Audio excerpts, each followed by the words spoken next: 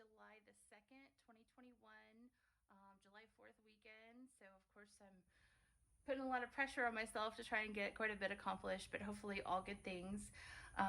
And here we are, of course, once again in the back hallway below the upstairs bathroom, which is the project that I've been working on kind of desperately because I'm so ready to be able to go to the bathroom upstairs in the middle of the night. And take a shower again. So you can see the big accomplishment is that small wall was taken down. It was not structural, obviously, because everything is still standing. It was about a foot closer to the camera than you're looking at right now. This actually was a more original wall. Underneath that shiplap, there is still actually wallpaper in a couple of locations. So kind of cool. It's a little bit hard to see. So I will try and take a picture for you, but there's not much left of it. But still, kind of neat to know, which makes you think a little bit more, if you take a step back, that this would have been the hallway, kind of the view that you would see looking down towards the back door. And obviously the back door is smaller than what we've got going on here. In fact, there was some structural bracing that they took out that I'm not happy about, but we'll go in and shore everything up a little bit more. But then it begs the question, you see that iron pipe that's going across? So that is a gas line, and it runs over to the bedroom that is over the back porch back here. And I think this supports the theory because it comes straight up out of the floor, just kind of is in behind that white plastic line, and then it comes over. I think it supports the theory that that back porch upstairs was actually a sleeping porch and was not originally heated, and at some point they enclosed it. It's a massive room, but it's very long and linear compared to some of the other rooms, and the Sanborn maps kind of demonstrate that from the very beginning. So I'm gonna bet that that's the case, because they would not have left something like this exposed. As proud of as we are of electricity and gas, this house did originally have the gas and some of the electricity put in initially. So I do think the bathroom was added up here, but pretty early on. And so I think likewise, the gas was added as well at that time. So all of those things are just kind of asides, quite an observation as we go. And so if you'll remember, the reason why we were taking that out was to be able to access the plumbing both on this side, which feeds the shower / bathtub, and on this side, which feeds the toilet and the sink. So this will make life so much easier. As you can see, this is not glued in place, but it is really, really helping me to identify where everything needs to go, because trying to get some pipe to line up over a 14-foot height is not an easy task, especially up here. The original piece that was here was a cast iron, kind of an S shape, and so it went up and over the joist. Well, they don't make that anymore, so you have to kind of make it yourself, but we also want to maintain a particular distance so that it is actually draining, and so that kind of kicks this pipe out a little bit further into the room than maybe you would ideally like, but that's what you got to do. So this helps me to at least figure out how close I can get and kind of work my way down. I think also I originally cut this clean out piece. I was just kind of winging it because I did know that I needed to kind of stack the pieces. I think I'd rather it be a little bit higher up, unless somebody has any other suggestions.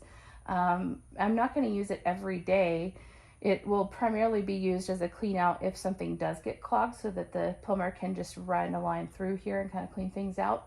But because the water heater is going to be mounted here, we're going to extend this wall back over just a little bit and mount the water heater here. It has to go through a flushing maintenance process, usually once a year. And so I just figured it would be really convenient to have that clean out located there. And I think for that reason, I might just raise it up a little bit. I can do it now, so I might as well before everything's glued up and all the pieces are cut and everything else. So I'm going to see if I already have some pieces of PVC that will work, so I don't have to go in and buy another one. But anyways, we are leaving the gas lines in place. You can see that here, just because it's not messing with anything, and I might be able to optimize them later on, so we'll see what happens. But the water line is also already here under the floor. I don't know if you can tell, but it's capped and it's live, so we've got water right here. We're going to bring the cold water up and then wrap it around and feed the hot water heater so that all of that can be dispersed throughout the house. And then we're also going to go up, and that will supply water to the bathtub, the shower, and the sink above. So super close and good to go on that. I don't anticipate any issues, knock on wood. So we'll see what happens there.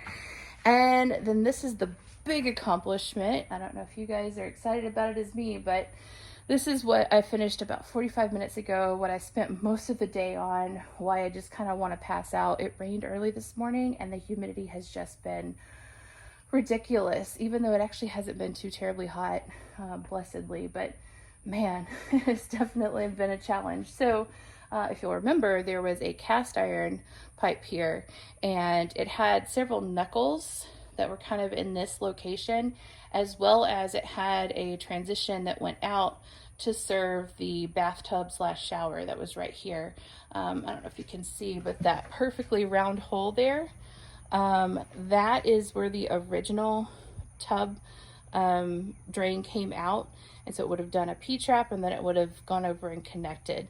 And all of that happened at a pretty high location, so it was really hard to cut with a saw, and I couldn't actually access it from the other side until I get that ceiling down and replaced it with something that is more like the original. Right now they've got this kind of sloping thing going on, which was not original. And I can't work on that because we don't have a floor. So it's not terribly a safe time to do that, but I really want the bathroom sooner. So what I ended up doing was obviously took out this portion to be able to access it. I think that was a great move because now we can make really good tight connections and check everything out. And then I went upstairs to the second floor, and there was actually a portion that had shiplap that had already been removed, unfortunately, but we'll just say fortunately in this case because I didn't feel guilty at that point. And there was actually a portion where, if you look, the flooring is tongue and groove flooring. It's, I think, like 3 3/4 or something like that wide. And it actually kind of stops here in this location. So you can see some light above. And that's great. So I could start to twist and rotate from down here to get it to start going up that direction. And there were just a few little pieces of boards that were extending a little bit too far in. So I was able to cut those off with my handy candy little saw. And this is the only casualty of the day, hopefully. Poor thing fell 14 feet. So I'm gonna need a new blade at least, but I'm really grateful. I think it has served its purpose for the day, so that is nice. And so we took the oscillating tool and we just kind of did a little bit of surgery and cut that little piece out. At that point I was able to rotate a little bit more and pry that little piece of shiplap enough to be able to just pull the cast iron piece all the way out. So it actually came out on the second floor. It's out though. So that's it. The only cast iron that we have left in the house are the little chunk of 4-inch that's going through the roof. And then we of course have another one that is within the wall here to tie into what was the toilet over there. And I haven't really touched it yet. If I decide to do anything about it, then we'll eventually replace that with PVC. Everything else has been replaced. And has been removed. There is a pile on the side of the house, which is exciting. I have one more kind of big, chunky, funky shaped piece that is actually under the floor right here. And it's just too muddy to be able to get to it right now, but I could use an extra set of muscles just to, I can crawl under there and tie that rope on it, and then we'll drag it the rest of the way out. So feels really good to at least have that part cleaned out and just start working towards the positives.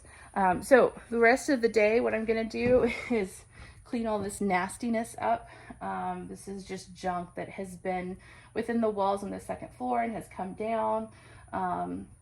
Things that have come out of this kind of weird interstitial space. And this is a neat wall though. I will try and take some photographs of the original wallpaper that's in behind there, so you can see it. But this other portion was not structural, and it was actually extremely damaged if you really think about it, because as this cast iron pipe had leaked over the years, all of that got exposed, and so it really started to eat through and eat away at and attract termites. And so we don't really need that here in the house anyway. So I do have some repair work to do, and likewise upstairs, same thing. So we're going to shore up the joist that somebody has gone through more times than they should. We're going to shore up the area where the toilet is going to be located, which is right there. And then a little bit more around the bathtub, but it can still carry the load, so that's a good sign. And then at that point, we'll go upstairs, we'll make the repairs to the actual flooring. So unfortunately, the supplier was not able to, I don't know about able to, she never responded. So I don't have any completely long pieces that I can use, which would be nice, but we're gonna piece it together and I think it'll be okay. At that point, we can go all the way across and get that floor replaced in those couple of planks. And then we're going to refinish the floor, which is one of the next steps.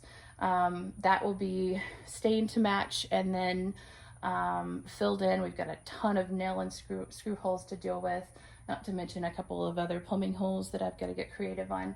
And then it will get a coat of several coats of marine varnish. So not that you should be swimming around up there, but definitely we'll try and keep this bathroom operating for quite some time with as little damage as possible. So super excited and really glad to get that really tough task out of the way. It was way more difficult than it needed to be. But like I said, if the only thing that happened is I broke the blade on the oscillating tool, I'm okay with that. So you guys have a great rest of your day and we will talk soon.